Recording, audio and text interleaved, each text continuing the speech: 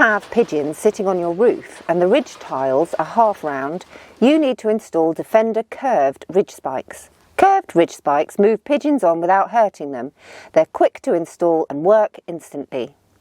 Bird droppings can damage roof tiles, promote the growth of moss and algae and block gutters. Pigeons can be noisy, and if they nest, breeding pigeons multiply very quickly.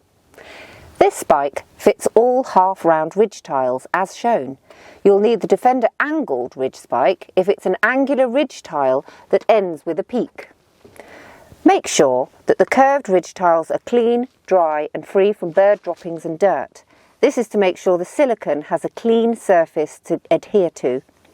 Insert the Defender fixing silicone into a caulking gun. Squeeze a bead of silicone about 8 mm wide along the base and stabilisers. Then, starting at one end, push the glued strips onto the top of the tile. Repeat until the row is complete. The strip can be snapped by hand into smaller pieces if required to finish a row. It's very important not to leave any gaps. So if you want more of this and less of this, the solution is Defender curved ridge spikes. Visit birdspikesonline.co.uk where you can check out our products.